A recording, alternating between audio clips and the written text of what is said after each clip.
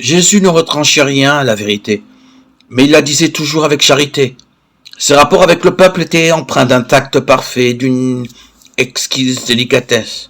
Aucune brusquerie, pas un mot sévère, sans nécessité. Jamais il ne faisait inutilement de la peine à une âme sensible. Il ne censurait pas la faiblesse humaine.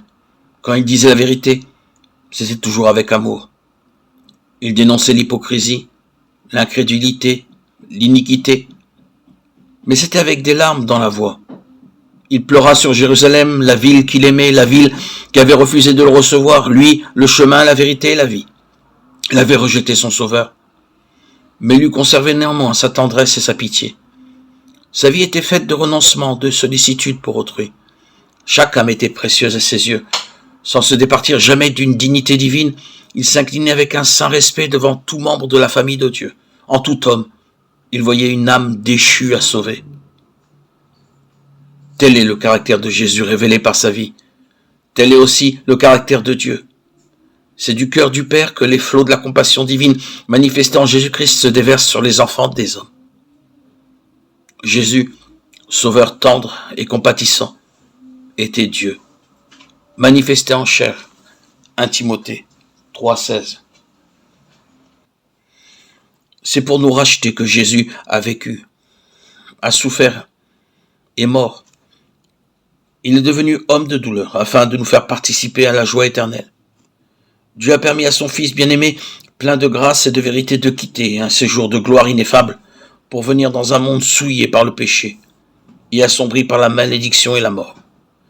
Il a consenti à le voir quitter le sein du Père et l'adoration des anges pour venir souffrir l'opprobre, les injures, l'humiliation, la haine et la mort.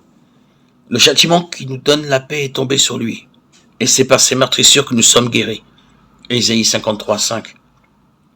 Contemplez-le au désert, en Gethsémanée sur la croix, le Fils immaculé de Dieu chargé du fardeau de nos péchés. Celui qui avait été un avec Dieu éprouva dans son âme l'horrible séparation que le péché creuse entre l'homme et Dieu.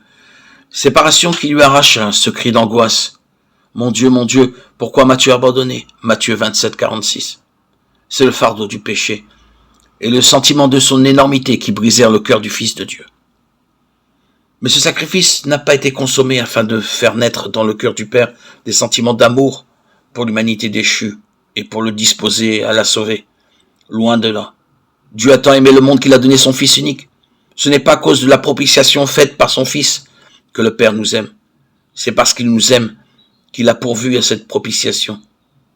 Jésus-Christ est l'intermédiaire par lequel le Père a pu répandre son amour infini sur un monde perdu.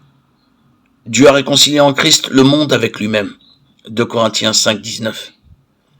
Il a souffert avec son Fils dans les détresses de Gethsémanée, comme dans la mort du calvaire. C'est le cœur de l'amour infini qui a payé le prix de notre rédemption.